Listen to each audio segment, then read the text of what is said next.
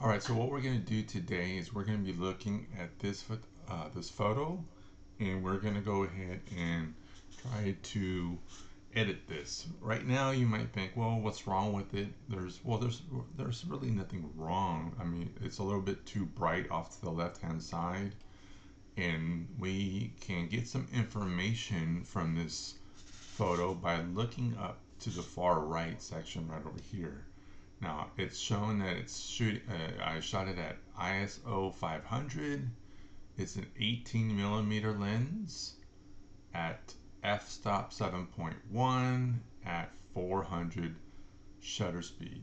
Well, there's really nothing moving in here, so we don't have to really worry about um, too much blur, right? Remember, if the shutter speed is less than twice the amount of the lens length, then we've got to worry about blurriness. But this is obviously way past that. But I see where we can do some improvement. So let's go ahead and start with the first thing. And what we're going to do is we're going to select this crop overlay and select auto. We do this just to make sure that everything is straight. It looks like it's straight, so we're done with that. Go back to the editing tab right here, and what we want to go ahead and do is first we want to go ahead and do our whites and our blacks. We're going to hold down our alt key on our keyboard, and we're going to slide this to the right up. See, there's a little bit of blue right there. Let's go ahead and bring it back to where it disappears. All right. You might see that little white spot on the far left. That's kind of, I believe that's like um, a reflection. If you go too far, it's not going to do well for the picture. So I'll show you exactly what that is. It looks like it's a post right here. So we'll just leave it that way. I think the paint is really reflective, so we'll let that be. Let's do the blacks again. Hold down the alt and then move to your right, or to your left. I'm sorry, to your left.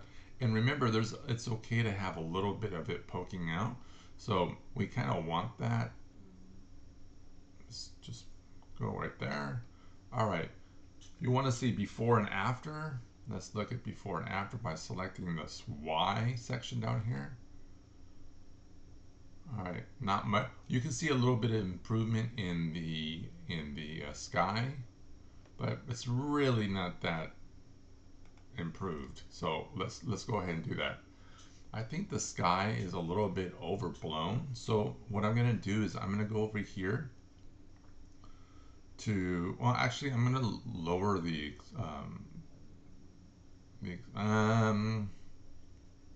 let's see if what I'm gonna do is going to fix this, because look, it's very far to the right. Let's go ahead and select the mask tool and select sky. I think once I lower the highlights of the sky, we'll see a difference in the histogram. So it's showing that the sky is highlighted, and what we want to do is we want to lower the highlights. So let's go ahead and lower the highlights, and you'll see once I start lowering the highlights, you're going to see more of the clouds appear, and that's a good thing. So let's go ahead and lower the highlights, and we're just lowering the highlights in the sky. Look at the histogram. This is where it was, and now I'm moving it to the left, just as I thought. So that's why I adjusted just the highlights of the sky, and because that's what I thought was what was wrong. All right, so we've done that. If you want, the sky is already still highlighted. So if you wanted to add some, maybe a little bit of a little bit more blue to the sky, you can by selecting this temperature, maybe just a little bit. So you can go all the way to the left. That's not natural. So I'll just add a little bit, and then you can add a little bit of the saturation. The more saturation you want, you go to the right. If you want to desaturate it, you would go to the left. So we don't want that. Let's go right there. That's good. All right. Now I think once you're done with that, let's go ahead and select enter so that what we did will take, and then we can move on to the next. So I'm just gonna go ahead and select enter. All right. I think that these are a little hot, so I'm gonna go ahead and just go and do the highlights for everything. Because we selected, once we were done with the sky and we selected enter, that allows us to go to the next step. And what we're gonna do now is doing a highlight adjustment for the entire photo. So let's go ahead and lower the highlights. You can almost tell. Look at this photo right here. This tree right here. Once I start lowering the highlights, you can really tell that that tree is starting to come to life. It's not as bright anymore. Same thing with this tree right here. If you wanted to look at what it looked like before, there it is.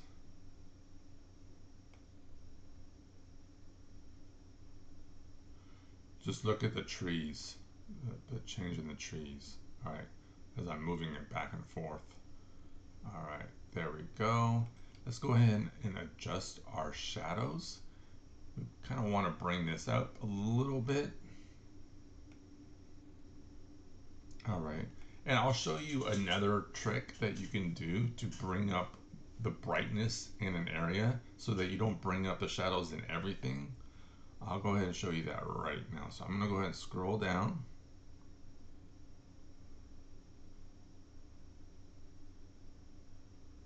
I guess I could have denoised. Let's go ahead and denoise while we're here. We should have done that the first, after we did the adjustment of the crop. But because it's shot at 500, there really isn't that much noise, but it's okay to do it. Especially, it might have changed a little bit. So what I'm going to focus on right here is this bush right here. I'm going to scroll down. Well, actually it's right here. It's the color mixer. All right, so I'm going to go ahead and select the point color. I'm going to select the pointer, and I'm going to point this and click on this. Sometimes it won't take. Oh, I think it took that one. Okay. So you can change the color. You add, remember, hue is color. Saturation is how bright or how rich that tone is. I think what I'm going to do is I like the color that it is. I like the hue. I just need to bring it up some. So what I'm going to do is I'm going to bring up the brightness in the green, and this is going to affect anything that is green that is similar to this tone. So notice that's how it was, right? Now I'm going to just bring it up a little bit. There we go. Just a little, maybe a little bit more. There we go. All right. Everything's starting to look somewhat good. I'm going to go ahead and do the same thing. I'm just going to click that eyedropper. I'm going to come over here and let's see if we can maybe darken these a little bit and bring up the brightness a little bit. There we go. I'm going to do the same thing for over here. I'm going to darken the hue a little bit and then brighten it up. Right.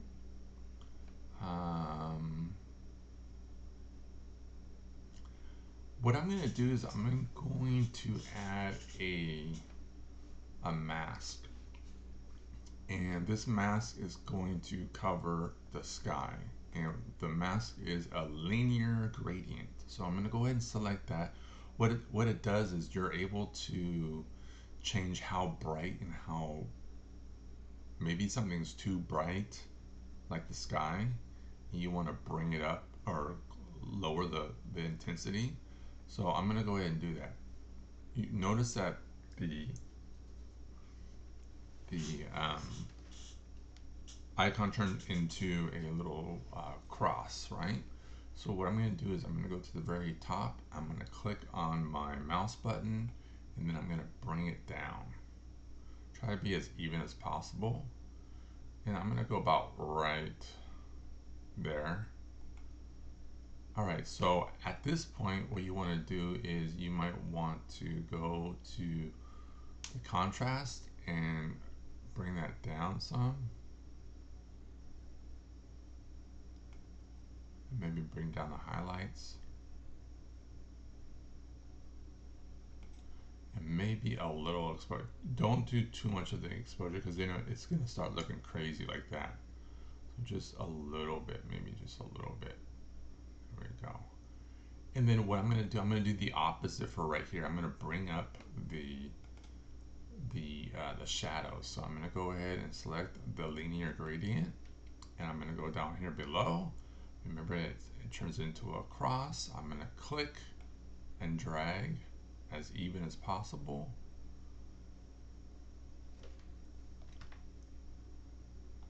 You can also hold down the shift button if you want, and it will not move to the left or to the right. It will be straight as much as it can be.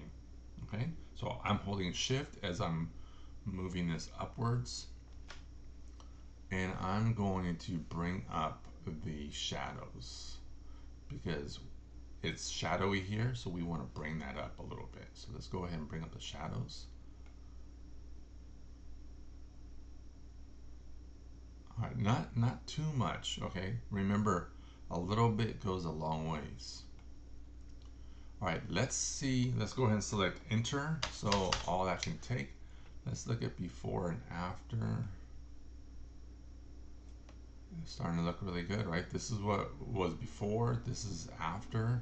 We've got the sky back. We changed the color of the leaves right there. I think it looks a lot better.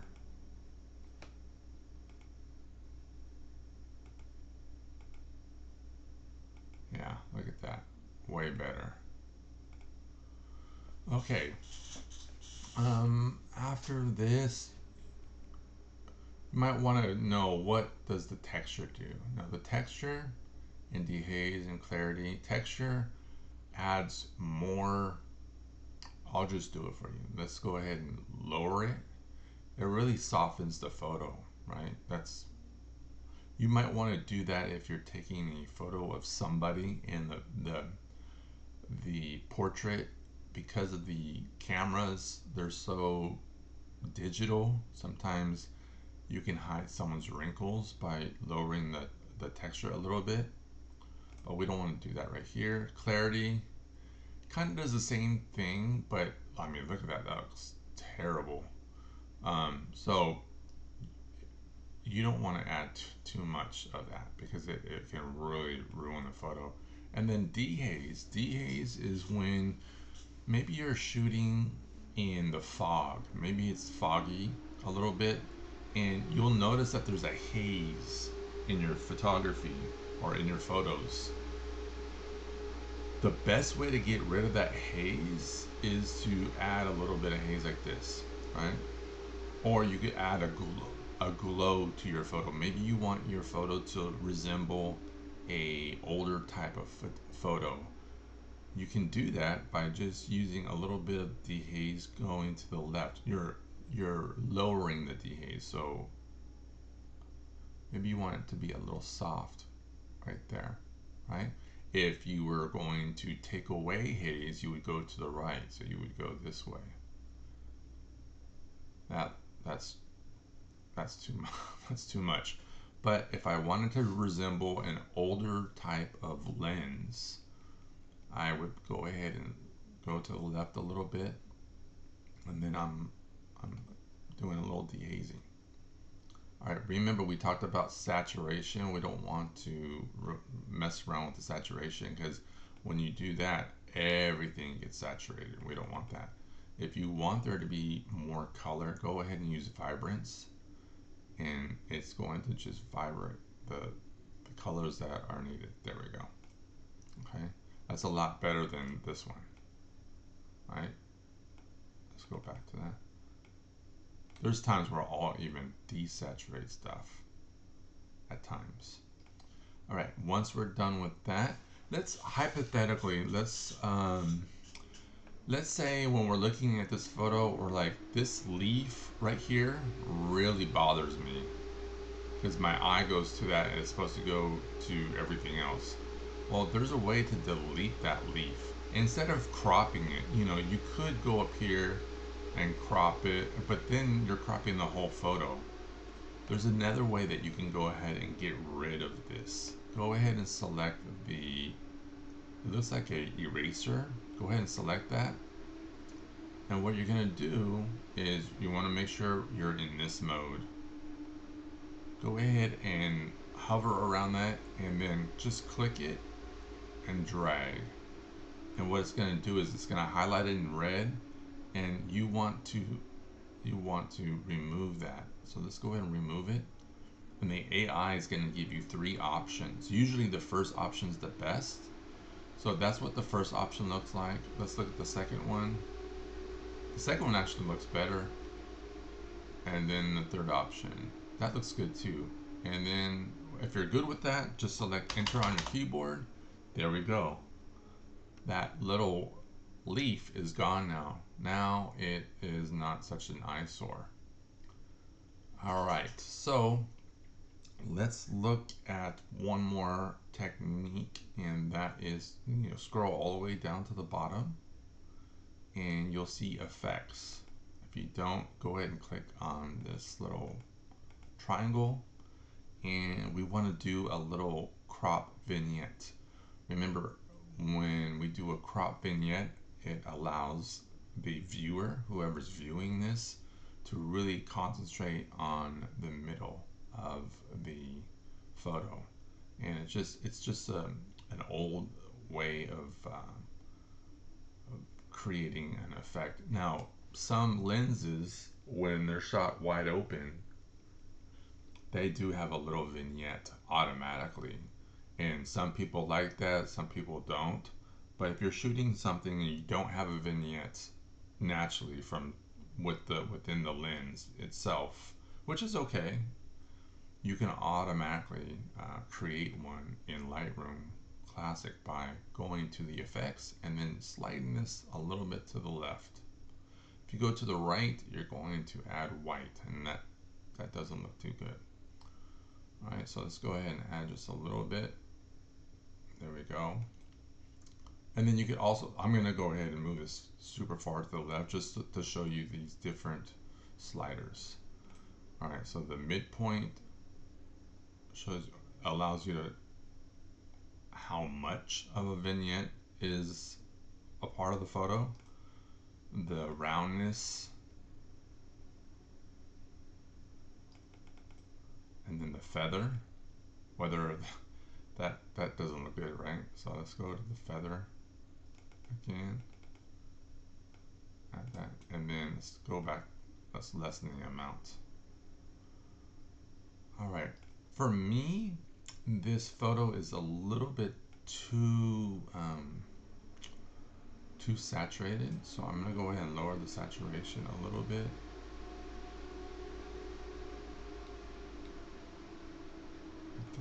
Actually, I think the sky is really, what I'm gonna do is I'm gonna go ahead and select the sky. Again, I'm going to the color mixer, and I'm going to change how bright. It looks just too blue for me. I think I made the mistake of adding too much. So what I'm going to do is I'm going to move it to the left and kind of give it that little teal look, and then I'm going to brighten it up some, and maybe lower the saturation just a little bit. All right, to me that looks a lot better. I'm going to go ahead and select enter. All right, let's look at what we have done. So the picture on the left is before, the picture on the right is what we have completed. So I would say that we are pretty much done with this photo. We can now export it. You want to go ahead and go up to File,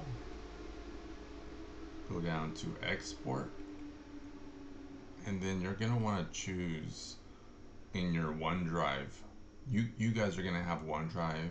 I'm going to have a different location. So for me, I'm going to go ahead and put on my desktop. But for you guys could either put on the desktop or your OneDrive.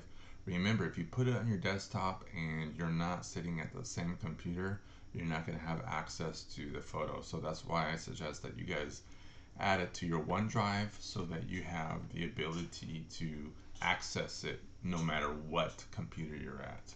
But for me, I'm going to go ahead and select it. I'm going to go ahead and create a folder. And this was shot at Woodward Park, so maybe I can say Woodward Park photo. And this would be a wide shot. Okay, so I'm going to select that. Go ahead and select the folder, and now we're telling the Lightroom Classic that I want this folder, or I want this photo to go into this folder that's located on my desktop. And then you can even go into the custom text. And so right here we're just naming the folder, but if we want to name the photo, we can do so by just saying Woodward Park, maybe Woodward Park.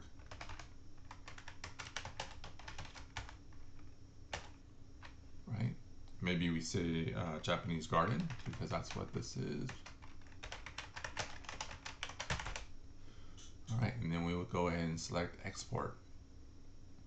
And it's going to export it to your folder that you designated. And that is how we would go ahead and do it. I would say this is like a landscape type of photo. So that's how you would do that.